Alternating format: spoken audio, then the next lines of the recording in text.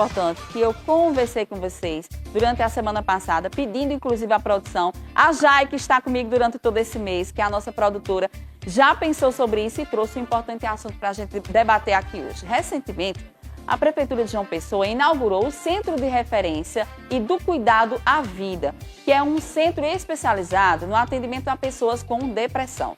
Nós estamos aqui com a psicóloga Araceli Max, que vai tirar as nossas dúvidas sobre o diagnóstico e principalmente sobre o tratamento da depressão. Araceli, doutora, bom dia, seja bem-vinda, viu? Um prazer imenso estar te recebendo. E principalmente para a gente conversar sobre um assunto que nem todo mundo gosta de comentar, de falar, de se expor, mas que é muito importante a gente começar a trabalhar isso de maneira mais exposta, mais aberta. Inclusive o pessoal aí de casa, esse telefone que está aí na telinha, você que tem algum tipo de dúvida, pode ligar para cá, mandar o WhatsApp aí para as meninas da nossa produção, tá bom? Que aí, 3262-0404 é o telefone para você mandar aí sua mensagem, tirar a sua dúvida, fique à vontade. Vamos deixar esse tema aí, né, hoje aqui, debater, ter esse espaço aberto. Doutora Araceli, seja bem-vinda, como eu já falei anteriormente, e aí eu queria que você começasse logo falando sobre a importância desse centro, que ele foi inaugurado, recém-inaugurado, e que é mais um mecanismo de apoio que a gente tem para discutir, debater e principalmente tratar a depressão, não é isso? Isso. Ele é de extrema importância porque a depressão ele é uma das doenças mais incapacitantes do mundo. Estamos falando de todas as doenças e não só as psíquicas. Então a gente vê, quando a gente entra num patamar de que a depressão ela está presente na população, cerca de 20% da população nesse momento ela se encontra num quadro depressivo e que todo ser humano, pelo menos em algum momento da vida, vai passar pela depressão, se não já passou. Então a gente precisa ter um cuidado emergencial, porque é um grande número. E fora que a depressão ela também tem um risco, nem todo mundo que tem depressão tem o sintoma do pensamento suicida, mas ele é um risco eminente sim. Então a gente precisa ter muito cuidado. É um público, não só na maioria, mas como toma conta da vida desses seres humanos, né? Então, como ele é comprometedor, é essa palavra que eu estava buscando, ele compromete muito a vida das pessoas. Então, é muito necessário se tomar esse tipo de espaço para cuidar da população. E começa devagarinho, começa de pouquinho. Muita gente, inclusive, tem até medo de falar ou de reconhecer que está com algum sintoma de depressão. E eu não sei nem se eu posso falar o nome sintoma, mas era justamente isso que eu queria falar. Existem já características que a gente pode identificar na pessoa e isso aí pode ser uma depressão, isso pode desencadear para um quadro depressivo? Sim. Atualmente, nós temos 2 manuais de classificação internacional de doenças, que é o CID e o DSM-5, que ele vai estar listando esses sintomas, porque o profissional de saúde mental, seja ele o psicólogo ou o psiquiatra, ele vai estar atento a essa lista de sintomas, porque ele também diz, olha, tem que ter pelo menos 3 dessa lista de sintomas. E não necessariamente é humor triste. As pessoas confundem, tem gente que, eu tô triste e hoje estou depressiva. Não, depressão ela é muito mais ampla e eu vou, se eu tiver espaço, explicar o que é a depressão. Claro que você diga isso. Mas em termos de humor, ele pode ser também um humor apático, que é o humor aguado, o humor que não tem nem graça, que a pessoa fica mais séria, que não vê gosto, não vê graça nas coisas da vida. Ou também pode ser humor irritado. Qualquer coisa se irrita. A pessoa está mais irritada do que o habitual. Em termos de humor, esse é o primeiro sintoma, assim, né, da lista. Mas existe também uma casadinha que ele é bastante comum na depressão, que é anedonia e inapetência. Inapetência, ela também é um termo usado para outras questões, que é a falta de apetite. Isso. Então, na saúde mental, inapetência é a falta de vontade de fazer atividades do dia a dia, ou mesmo atividades prazerosas que a pessoa tinha antes. E aí vem a anedonia. Ou seja, gente que não quer nem acordar. Não tem vontade. Não vou me levantar, não. É a falta de vontade. falta de vontade de trabalhar, de tomar banho, de comer, de passear, de encontrar com amigos. E a anedonia é a falta de prazer. É tipo assim, mesmo que eu me force, que eu faça, eu não tenho prazer. Então, quando a gente vê esses dois sintomas presentes, que são os mais comuns na depressão, já compromete. Porque como é que eu vou fazer as minhas atividades do cotidiano sem vontade e sem prazer? Não necessariamente significa aquela pessoa que vai passar o dia todo no quarto chorando. Não necessariamente. Né? Mas é uma pessoa que vai fazer tudo com muito peso ou não vai fazer. Sem gosto vai nenhum. Procrastinar atividades na faculdade, na escola, no trabalho. E aí vem o que a população em geral não entende e chama de preguiça. Exatamente. Pensa né? que é preguiça, falta de vontade, má vontade. Má vontade. Tá com má vontade. Quem está de fora vê, essa pessoa está com preguiça. Verdade. Mas internamente é uma luta e um sofrimento gigante para que essa pessoa possa fazer atividades simples. E aí, qual o momento ideal, necessário e urgente para procurar uma ajuda? Então, existem também outros sintomas comuns. E aí a gente vê, assim, em relação ao sono, que é a insônia ou a hipersonia. O que as pessoas mais conhecem é a insônia, a falta de sono, que compromete, às vezes, as pessoas buscam ajuda só por causa da insônia. Mas a hipersonia, ela também é tão preocupante quanto, que é dormir mais horas do que é o habitual e ter mais necessidades de sono. Para quem está em casa, é um fator de alerta. Acaba reforçando a ideia de que, tá com preguiça. Não, gente, não é preguiça. Olha o todo, né? Olha essa pessoa, porque não é saudável. O isolamento social, que também é outro sintoma da depressão. Não é saudável uma pessoa assim viver a vida sem sabor, sem gosto, sem vontade. Então, esteja atento a esses sintomas em você ou nas pessoas que estão à sua volta, porque é muito difícil, Sabrina, a gente perceber isso na gente. Às vezes, a pessoa com depressão é um dos últimos a perceber. É verdade. E eu gosto, no meu consultório, de ser clara e de ser aberta. Eu já tive depressão. E quando eu tive, eu não conseguia entender que eu estava com depressão. Se reconhecer depressiva. Não conseguia. Eu só conseguia dizer, e foi depois de um burnout, que é a síndrome do esgotamento psicológico. Sim. E eu só conseguia reconhecer que eu não estou bem. E foi somente o meu marido que falou com minha melhor amiga, Wanda Sônia, que é psicóloga, que conseguiu chegar. Muito importante, porque aí, fez a ponte. Seu marido identificou. Exatamente. Então, se a gente não tiver uma pessoa que faça uma ponte, ou a gente vai por coragem, por espontânea vontade, ou alguém vai ter que realmente dar aquela puxadinha para levar a um psicólogo. Sim. A gente não pode tratar a depressão.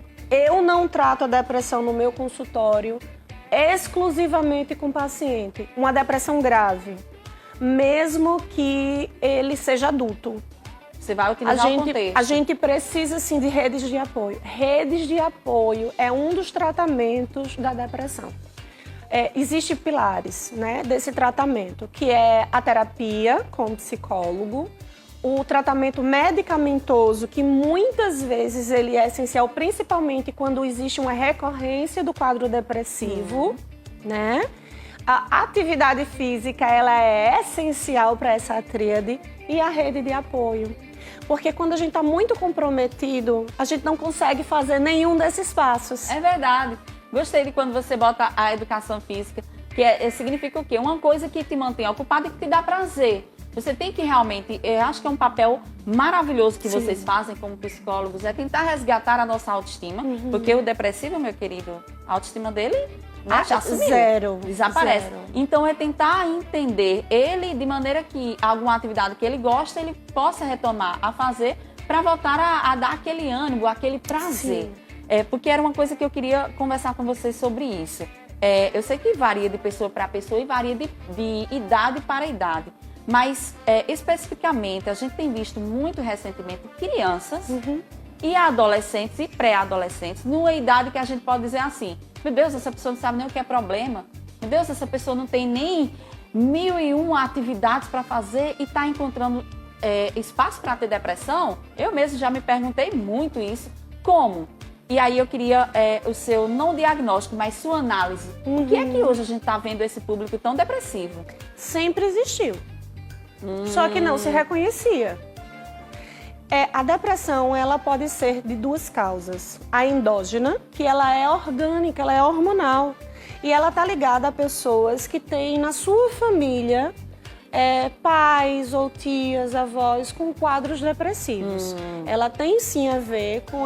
a depressão, ela é hormonal, né? Ela tem um hormônio no cérebro, que a gente chama de um neurotransmissor deficitário, que é a serotonina. E essa recaptação, ela existe uma alteração. E existe a depressão de causa externa, que a gente chama de exógena. E ela é situacional. A perda de emprego, um rompimento numa relação, seja de namoro, noivado, casamento, amizade, trabalho, a demissão de um trabalho, né? A perda, uma mudança abrupta na vida da pessoa. Então, existem essas duas causas. Nas crianças, a gente fala, porque criança não tem problema. Criança tem problema, sim. Tem o bullying, existe a negligência dos pais, a falta de limites dos pais, existe a falta de conexão emocional dos pais com a criança. Criança tem problema e esses problemas infantis precisam ser vistos com empatia. Se a gente perceber, se a gente for parar para analisar, fazer uma retrospectiva da nossa vida, os nossos problemas atuais, a parte que nos dói hoje em dia tem a ver com os nossos problemas de infância. Passa, né, para eles também. E vai, sim, né? A gente vai perpetuar esses problemas da nossa infância, que hoje eu trabalho com abordagem, na psicologia a gente tem vários segmentos. Sim. A TCC, que hoje é extremamente indicada para quadros depressivos, e a abordagem focada nas emoções ou nos esquemas, que é justamente um aprofundamento das emoções na TCC, que é a terapia cognitivo-comportamental. Eu fico muito preocupada porque, assim, quando eu falo que está tendo muito nessas idades aí, depois da pandemia, principalmente nesse processo de pandemia, que aí a criança ela ficou muito ociosa, não tinha muito o que fazer e vai para aqueles joguinhos, aquela coisa toda, e faz uma corrente de coisas. A gente teve brincadeiras pesadas, que não é nem brincadeira, né? Porque brincadeira é outro nome que se dá. Mas a gente teve pessoas que usaram da inocência da criança para criar esses jogos e que provoca uma situação quase que sem controle. A gente viu, realmente, nós da área de jornalismo, a gente deu, isso tem detalhes de pessoas que se suicidaram, né? Crianças, por indução de um jogo, por recomendação, orientação de uma corrente, né? E vai seguindo aquela programação aí. Quando chega um fato como esse no seu consultório, quais são as orientações para os pais? Queria que você falasse um pouco sobre isso. Como que a gente pode melhorar aquele ambiente de casa para não favorecer a um risco tão alto como esses que recentemente a gente viu?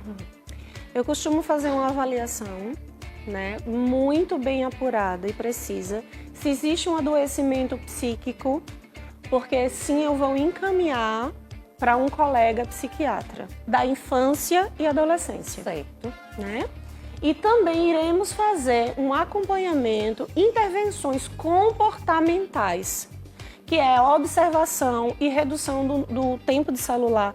E aí, gente, é uma coisa que eu preciso dizer, né? As organizações de pediatria, de psiquiatria, de psicologia, eles restringem o tempo e a idade que a criança vai ter acesso ao celular e a um tablet.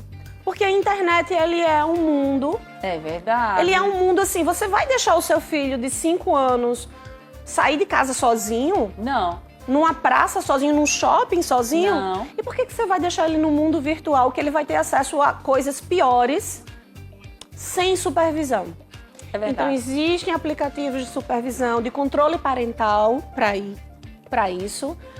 Antes dos 2 anos de idade não é recomendado, porque isso altera neurotransmissores, altera desenvolvimento, a gente vê dependência eletrônica antes dos 2 anos de idade. Em todas as faixas etárias a gente encontra, sim, hoje um número de dependência.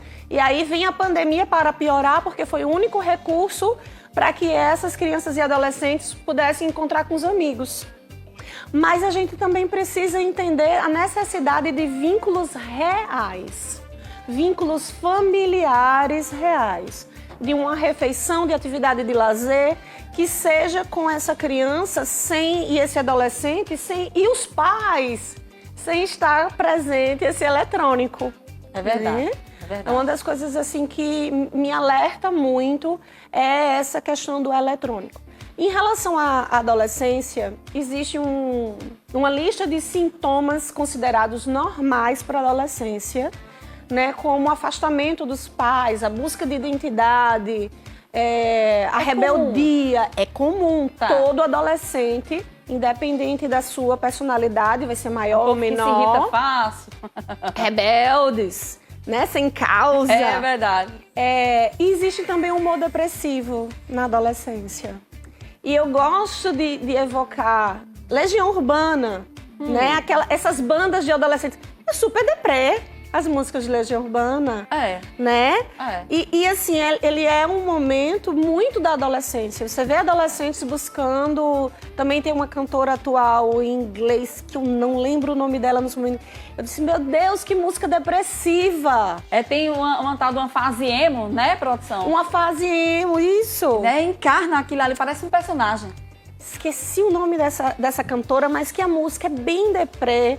E os adolescentes que estão nessa fase vão buscar se envolver com coisas mais depressivas. Eles se identificam por causa do humor, né, que eles estão. Eles se identificam com esse humor depressivo. Então, por mais que seja considerado normal, não significa que não vai haver um cuidado e uma supervisão pelos pais. É importantíssimo isso. Precisa. E aí é onde entra aquela equipe multidisciplinar, né? Exato. Porque é um conjunto de pessoas ali para tentar retirar aquela pessoa daquele quadro de depressão. Eu queria que você falasse sobre isso, sobre esse tipo de digamos assim, de equipe que pode realmente ajudar. Então, como eu te falei, a primeira coisa que a gente faz é essa casadinha de terapia e o tratamento medicamentoso com o psiquiatra, né? Por quê? As pesquisas mostram que a maior eficiência dos resultados, né, da melhora da depressão, ele é com terapia e com a medicação. Aí, ó, tá vendo? Existe medicação, tem muita gente que fala, mas medicação, eu não sei os efeitos colaterais e eu tenho medo de dar. É bastante compreensível, só que quando a gente tem uma doença física, a gente faz as mesmas questionamentos. Não. E é tão importante quanto. Eu já ouvi relatos de pacientes me dizendo, eu prefiro um braço quebrado, porque é real. Porque passa, porque eu tenho controle da melhora. É verdade. E tem gente até que mistura, né? Eu não queria nem entrar nisso aí, mas como é um assunto tão interessante, tão importante, tem gente que até mistura com religião. Isso. E aí eu acho interessante eu deixar claro que religião ele é um fator de proteção.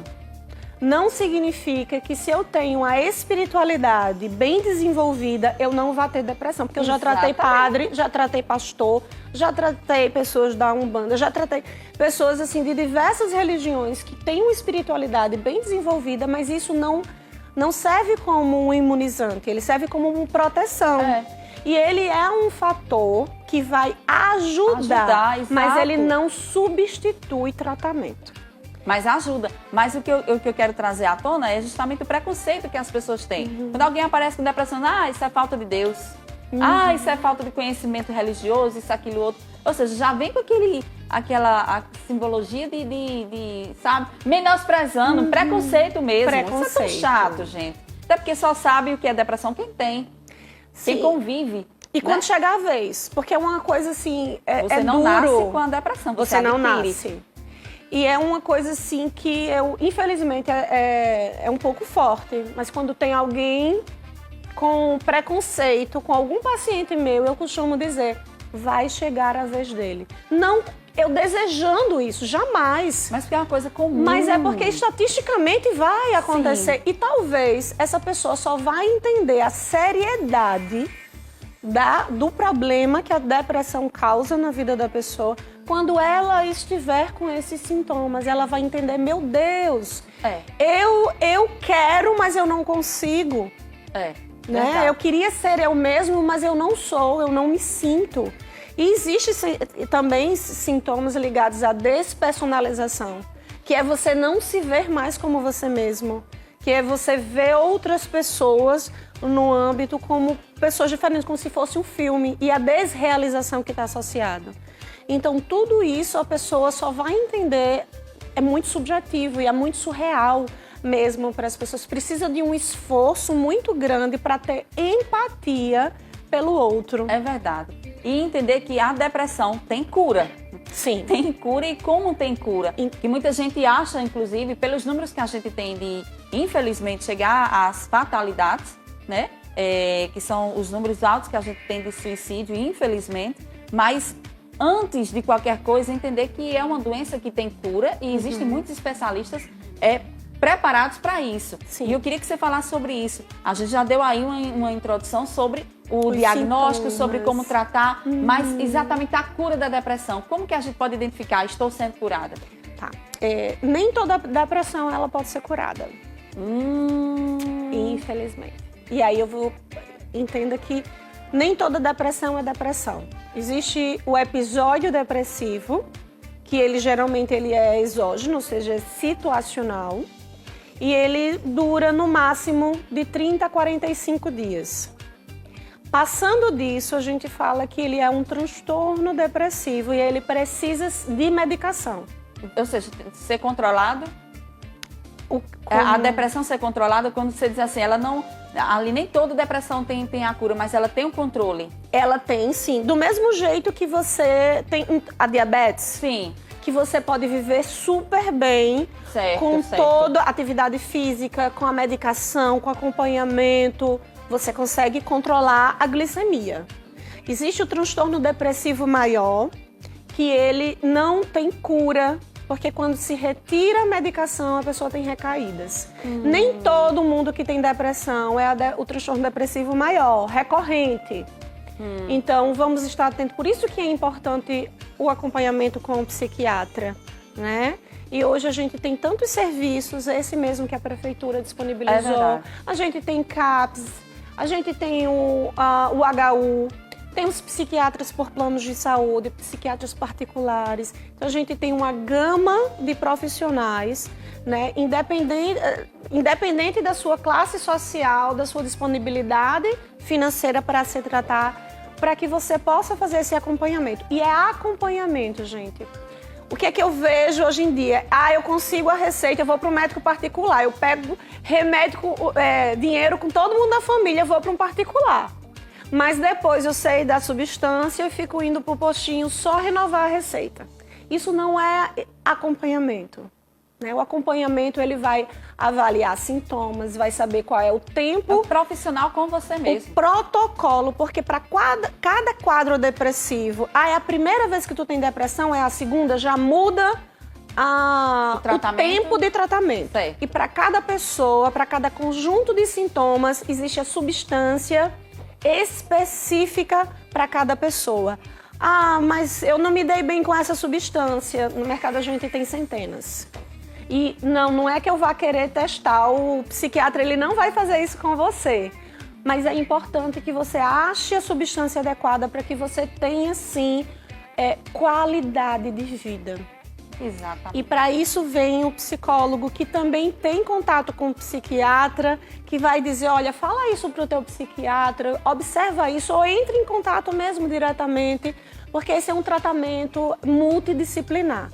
Você não trata isoladamente, você precisa do psiquiatra, você precisa sim do psicólogo, você precisa de atividade física, você precisa que sua família entenda o que é depressão. E eu já tive, assim, no meu consultório, reuniões familiares para explicar o que é depressão, porque é meu papel fazer com que as pessoas tratem o meu paciente de forma adequada, porque isso vai sim melhorar ou piorar, dependendo de quanto ele foi acolhido. Exatamente, e o quanto é necessário a gente falar sobre isso, a gente manter à disposição do pessoal aí de casa de que tem centros específicos para isso, que tem realmente profissionais capacitados para isso, para te ajudar, para não te deixar sozinho numa situação como essa. Tem que realmente procurar ajuda.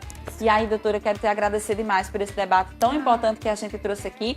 Quero que você deixe aí à disposição do pessoal de casa as redes sociais, como que a gente pode te encontrar. Alguém aí de casa que quiser tirar mais dúvidas, como é que a gente pode fazer? Certo, o meu Instagram é o Araceli, com 2 L's e um Y, M Marques. O telefone do consultório é o 3576-1312, né? Para marcações. Não precisa ser o processo terapêutico, às vezes uma consulta para você entender bem, né, o que é que está acontecendo com você e eu poder orientar, ajudar.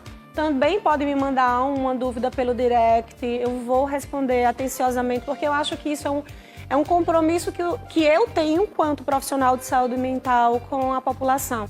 Estar aqui esclarecendo tudo isso, eu acho que quanto mais a gente multiplica conhecimento, é melhor para a sociedade, né? E eu vou deixar a última dica, prometo que eu vou me silenciar depois disso.